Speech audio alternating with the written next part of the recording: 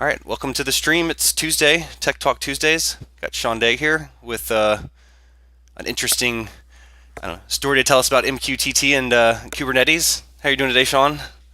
Pretty good. Pretty good. Coffee, that's the important thing. Um, so why don't we just dive right in? The thing I'm going to be showing off today is this code pattern that we built around live streaming of events. So one of the things that we see a lot now is open data sets from government entities or public entities, and those are really useful. But what becomes even more interesting is some of these data sets are kind of a little more appropriate to have in a real-time format. So looked at what would it take to convert real-time data set, which in this case is New York State's power grid data, to an MQTT live stream that people can access. And this is all done through a series of microservices on Kubernetes. And here, developer.com IBM or developer.ibm.com. If you search for MQTT, you'll get this link, and we'll provide that with the show notes. All the code is on GitHub, and in a little bit later, I'll actually do the deploy of this and what it looks like. It's complicated enough of an application, kind of walk through what that is. So I'm gonna switch over to a presentation that I've given a couple places, and I will next be presenting at Open Source Con in Portland next month. So if you're interested and happen to be in town, I'm on the schedule on Thursday, I believe. So come see me. So the impetus for diving into this whole problem was we recently got an electric car, and I was thinking about the fact that there's actually the car supports setting charge schedules at different times. And the moment you see a setting like that, you're like, oh, well, when should I do that? Right? Like there's a setting, clearly there's a different. We have a time of use meter in our house, which means that our electricity actually costs a different amount at different times of the day. So clearly we don't want to charge when we have expensive electricity. But, I had an open question in my head about what is the difference in that power besides dollars, right? How does it look like over the course of the day? And whether or not we could make, once I go and find out that answer for myself, is this interesting enough that it's something where you'd want it as like a public service? So for where I live in New York State, we have the New York ISO is the sort of public-private entity that's involved with regulating our energy market and telling people when they need to bring more generation online, what the demand is, whatever. This is a graph from February showing what the instantaneous output of the grid was by different power sources. And most of this is pretty straightforward. The dual fuel is the one that's using way that we categorize things in New York. This is actually basically natural gas generation, but some of our natural gas facilities can also have an on-site fuel supply of oil to handle when there's natural gas constraints in the winter for heating purposes. But almost all the time, they're basically burning natural gas. So dual fuel is also natural gas for all intents and purposes. This is great. I sent an email to New York ISO to say, hey, do you have an API for this? Because that's what I really wanted. I wanted to be able to consume this on a regular basis. They said no, but what they did point me at is that this is all open data, and they make it available as CSV files, which they publish through the course of the day. And again, there's a snapshot going back to February, and you will see that this file for today was updated, in the middle of the day. They're actually updating kind of every 5 to 20 minutes, and it's 5-minute resolution. So that's actually pretty interesting. We have a data set, 5-minute resolution, but it's available only as CSV files that you have to pull off an archive site. I wanted to make this data easy for people to consume. And one of the first rules about open data is be nice to the open data sites, because if you just start pummeling them with all these requests, then they may not be able to continue to run them in the future. So I didn't want everyone just writing some code that like made it easy for everyone to go bang on the site. Let's make it efficient. And this is how we made it efficient, using a set of microservices. So everything in blue here is running in a Kubernetes pod. So there's 4 shown here, and there's actually another one which exposes the website. And this is all using an MQTT message bus, which we'll talk a little bit about that technology as well. So at some point, someone's going to have to just go and hit the CSV repository pretty frequently and extract data, right? That's step 1 in processing the data. But hopefully only one entity ever has to do that. So there's a pod who's just sits there and kind of pulls every minute looking for a new file or updated file, and all new entries come out of that. And then it pushes this onto an MQTT message bus. So MQTT is an open standard, open protocol that's a real-time publish subscribe system. So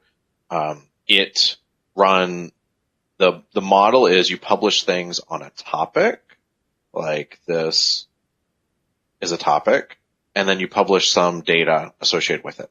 And that could be anything you want. The topic can be up to 220 characters. Flashes are special. The data is 2 gigs of any data.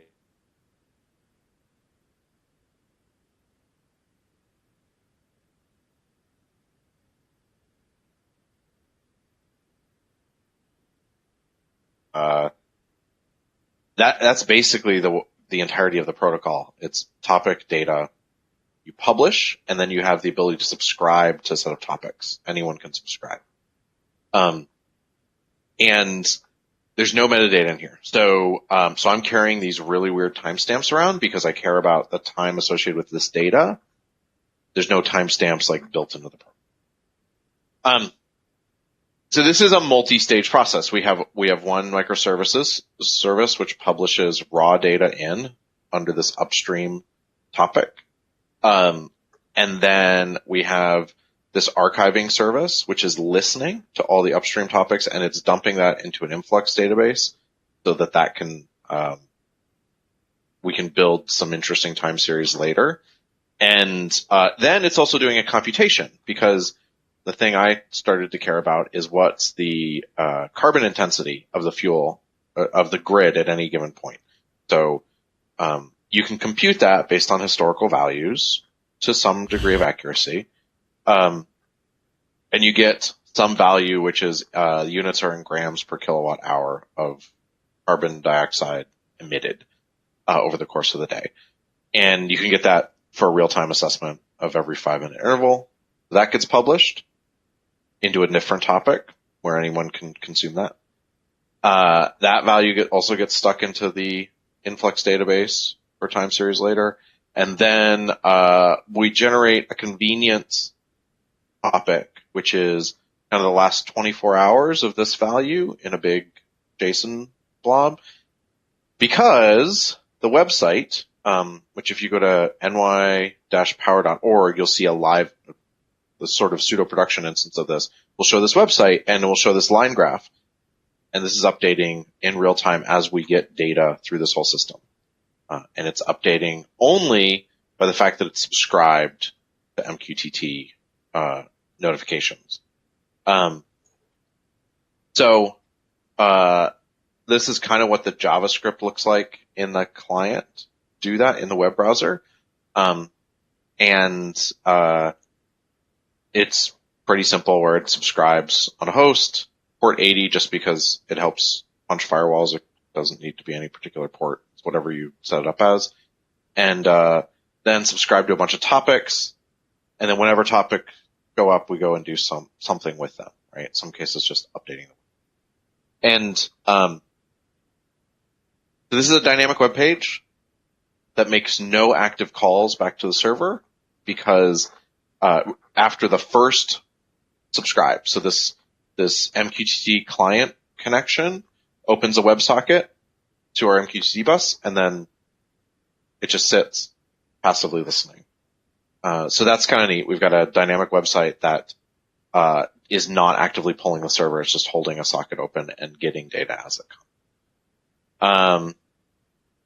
This is what the page looks like eventually. We can show it live at the end, but we'll actually show it live on our version because now what I'm going to do is go through the process of deploying this ourselves. Because the intent was to make this, this is a code pattern. The value of a code pattern is it's something that anyone can come and deploy and then learn from, and hopefully there's some interesting elements within it, and we'll crack open a couple of those.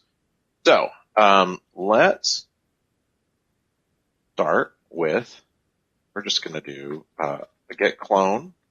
Okay.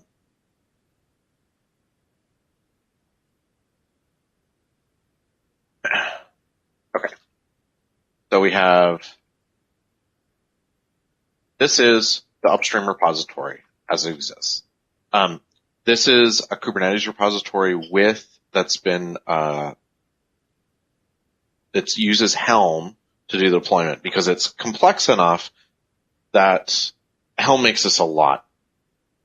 So there's a couple of things that we need to do to begin with. The first of which is, we're gonna get ourselves connected,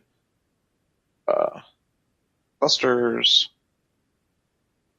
We're going to see the clusters that we can see in this environment. So I created this one this morning just as a completely blank Kubernetes environment. And this fun trick will give us our Kubernetes config for the environment. Great. We have a cluster up and running. The next things we have to do is we have to create a container registry. We're going to build a bunch of images, and they're only going to live in the IBM cloud. So we're going to call this test. And that's great. So now we have a container registry that's going to work well for us. If this is the directory in which all of the Helm content is, so one of the things we've got is this values file, which is kind of the baseline values that are needed out of the environment. So we will do some selective overrides. This is the version that's upstream. We're going to do a few selective overrides here. So let's do copy values, and we'll call this live.yaml.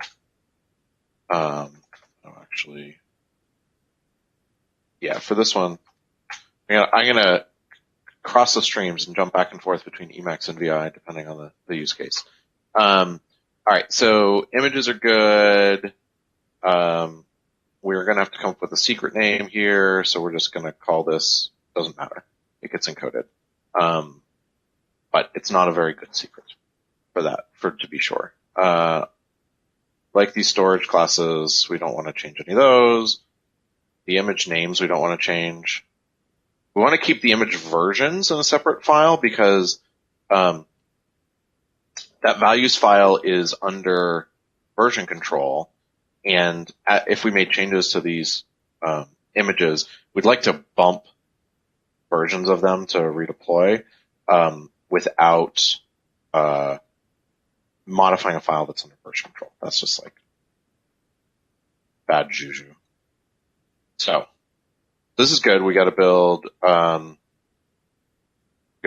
images, and then we have where our container registry is that we're going to stick all this in. So the next thing is got this make file. The makefile, it makes a bunch of building these images easier. Otherwise, you could just like run a bunch of commands and they would build out. So this little serial trick just generates increasing numbers over time. We're going to set namespace to my power test, and then we're going to do, actually, it has to do it the other way, doesn't it? Make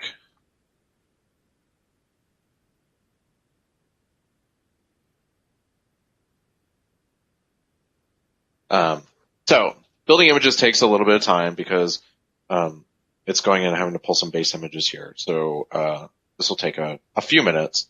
But what we're doing when you build images with the IBM Cloud toolchain, it's actually not doing a Docker local build. It is doing a build in the cloud with in sort of some designated Docker containers up there. So it's a Docker and Docker scenario.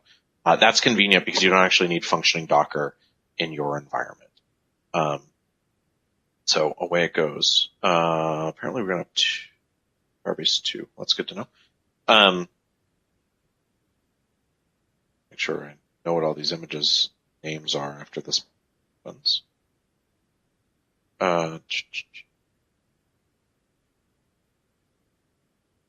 a few of these are more complicated than others. Like the influx one is mostly just extract and push. Okay, so it does look like most of these are going to be version 2.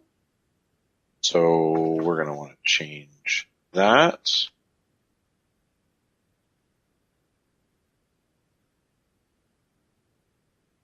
I think I have it off by one error in my initialization, which is fine.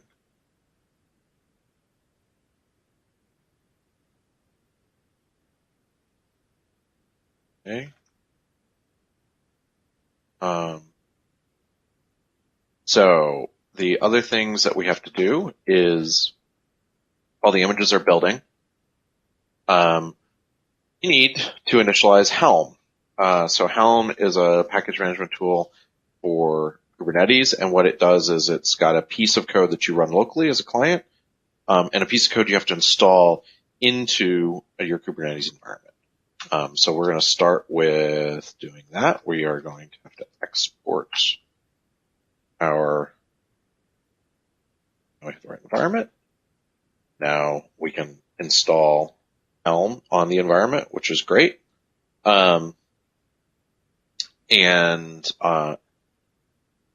This is in a like insecure environment, which means that multiple users within the environment have access to some of the tiller function.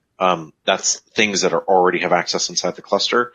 For our purposes right now, it's not really a problem, but that is the warning that you see there. Okay, so we are building MQTT server now, and we're now on to the web one, which I believe is the last.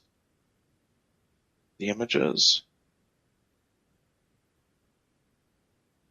So while that's getting ready, Helm is going to give us an install process where we take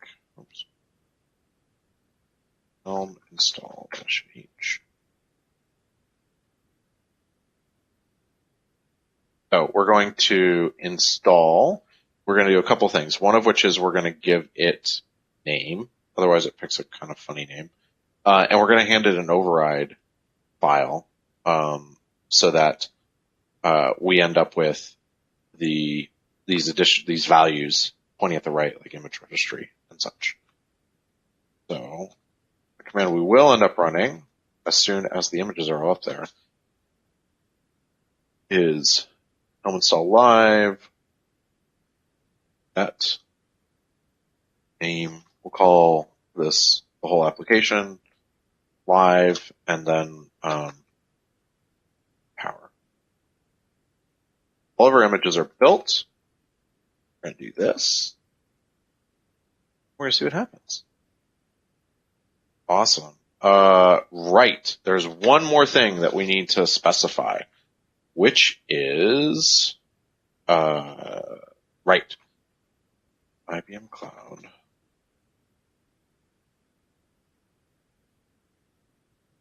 It's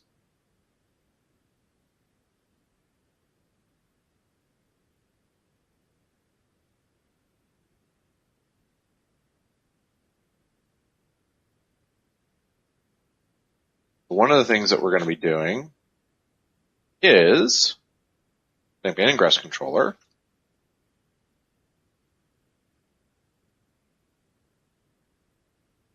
Values for this end up being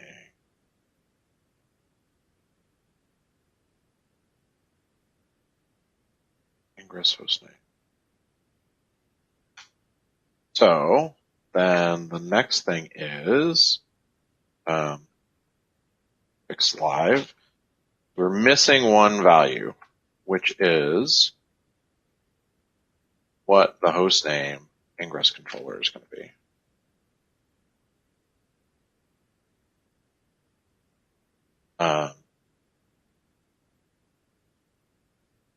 And we figured that out.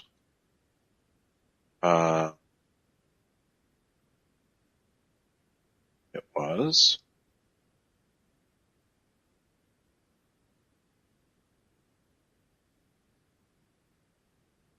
every Kubernetes cluster in IBM's Kubernetes service gets an ingress subdomain allocated to it, which becomes useful for these things. So we can deploy that. Now it has nothing is missing anymore, and now we're going to do Helm install. Okay, and away we go. Now, and apparently my name set didn't work quite right. That's fine. So the name of our cluster is Eager Kudu. So let's just look at this for a second about what's happening.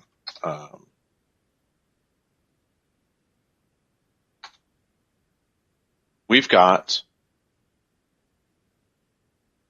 yep, not going to be able to scroll.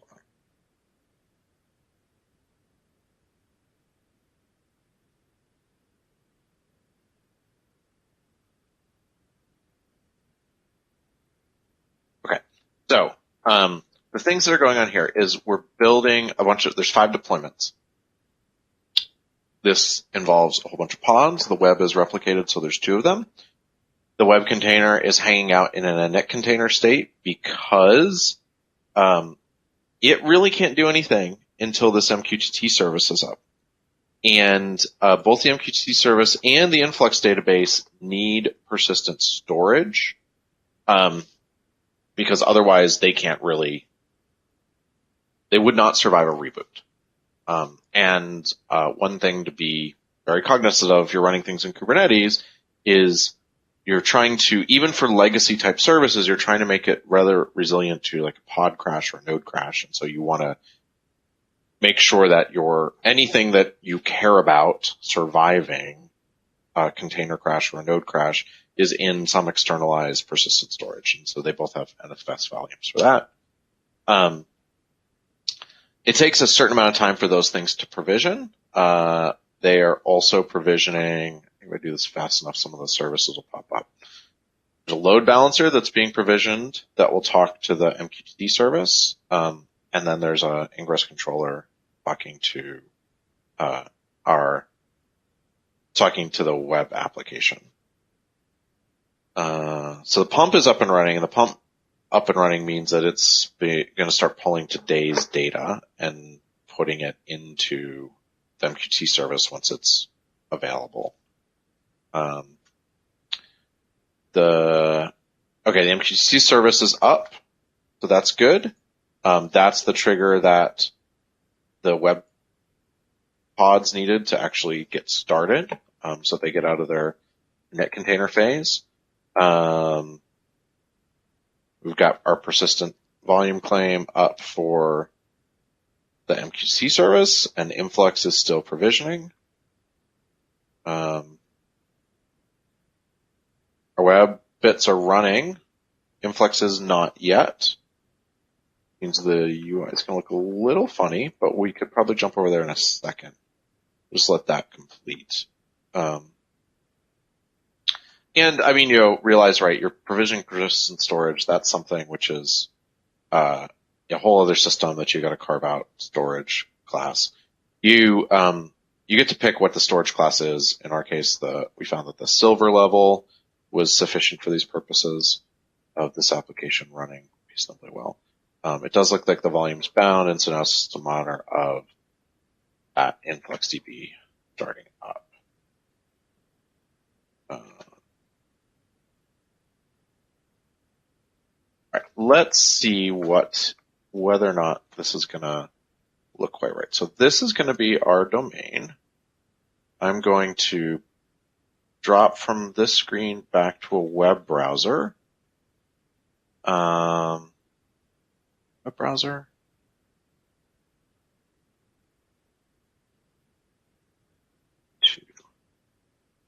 There, so that's cool.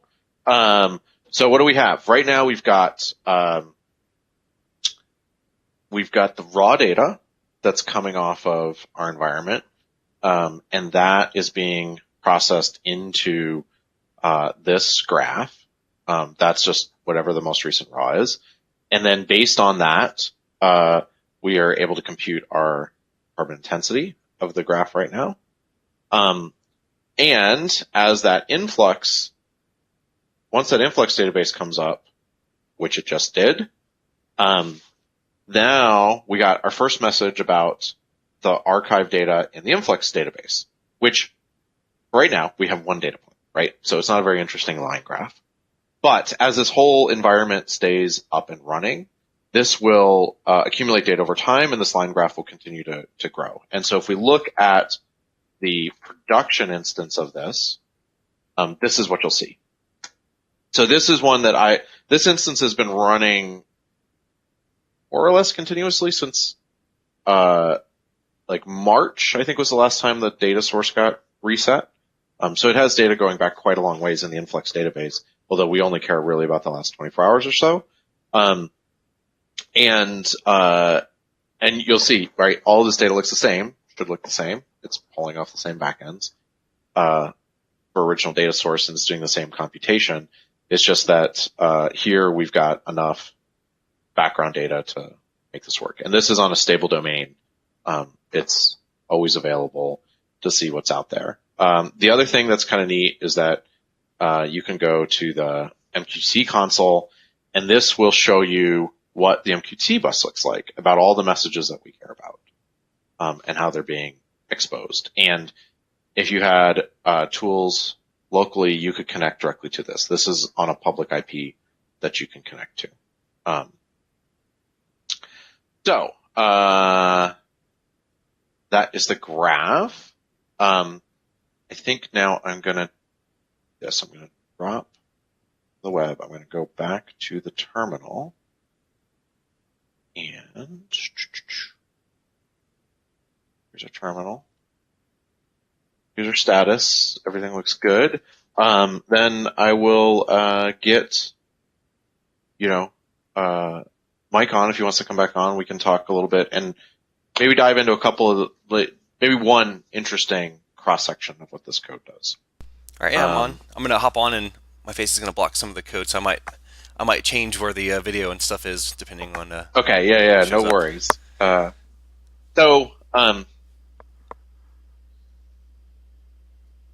You go and look at the Helm stuff, you end up with under the NY Power directory, it's templates, and I've sort of organized these by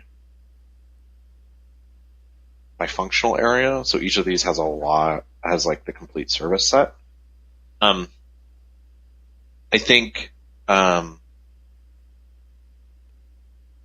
look at a few interesting things that happen when we bring up the website. Because this is a little bit different than people might have expected. One of the things that we have to do on the website, and so this is Kubernetes YAML, but it's in Helm templated format. So I'll try to explain where it's a little less clear because the templating gets.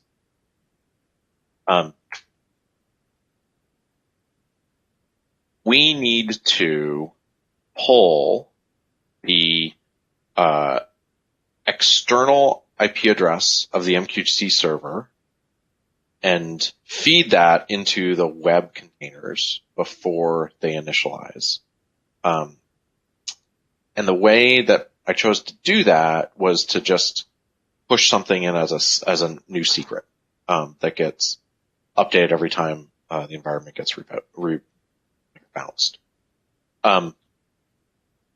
So what that means is that I've got to give access to something, enough access to actually to query the network information about the pods, and then write a secret. And I would ideally, and it also requires a lot more tools than I would really want to run in my web container. So there's a actually relatively heavy init container that gets created that has two purposes. One of which is to wait for the MQTT service to come up, but the other is to set this external IP address and do that before. So if we look at the way we build our images, this is the cloud one. There's this very funny set value script, which is sit here and do a wait, and then do this get services, figure out where the load balancer IP is, and if you find it, then like go poke a secret with this value. And then we're waiting for that IP address to actually, be a thing that we can get access to. So while it's, we're waiting here and actually trying to poke it externally and waiting up to 300 seconds for it to become available. So, and you did that to get around dependencies, or? Yeah. So this is a dependency injection thing, which is there is no dependency management within Kubernetes natively, where you can say like this service really requires the service to be fully functioning before I come up. That would be it would be a really nice feature to have. And so the way that most people handle this is through these init containers, where like, well, before I start my real payload, I will have an init container do kind of a busy wait of a set of conditions, which means I'm ready to go.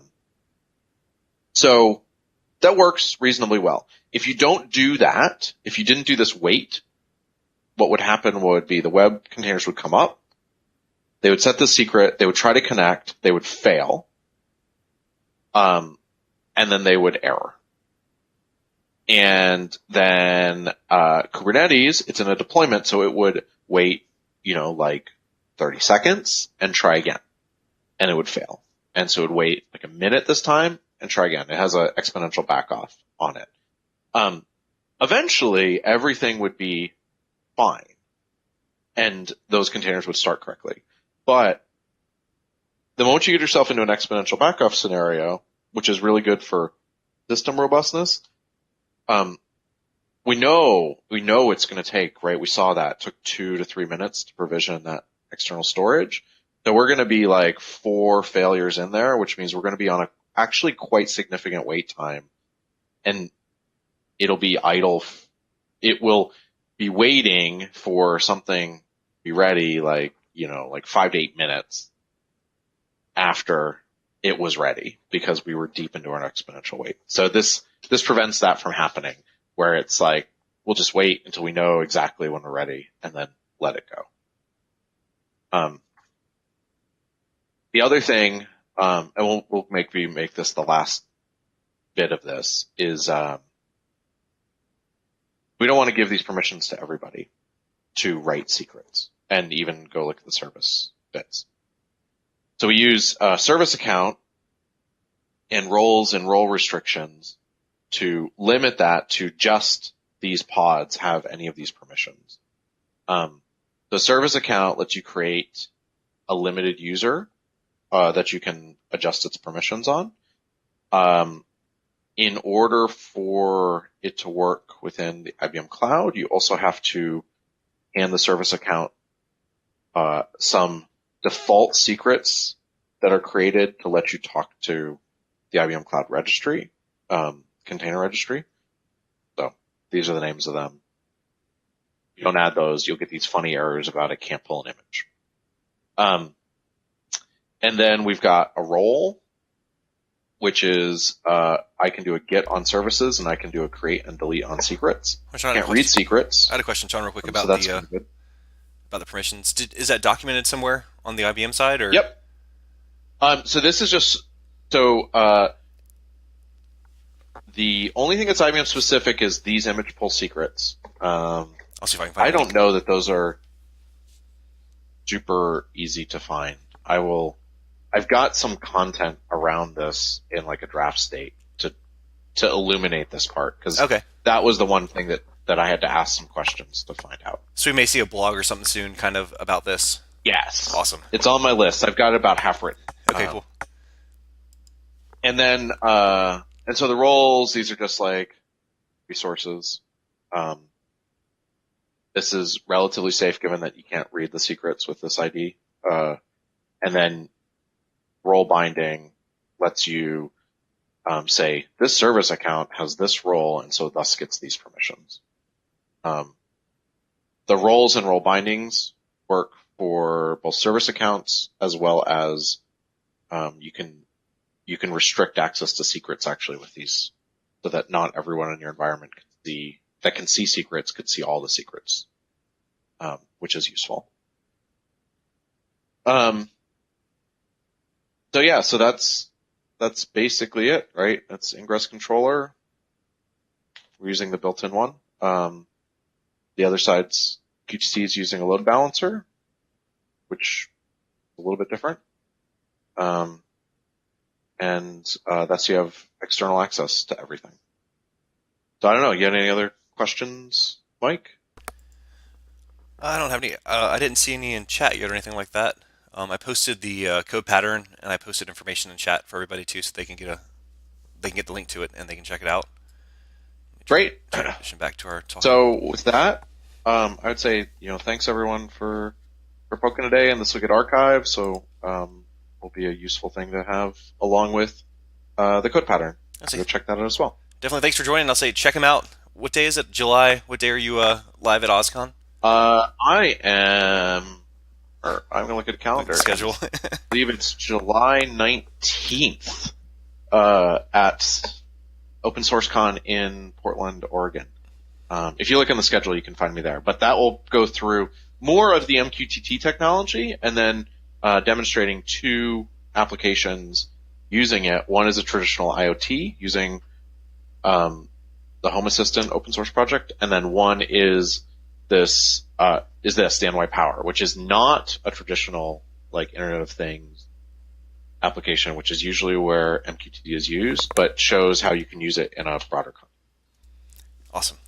I'll see you there. I'll be there. All right, guys. Great. See you on Friday.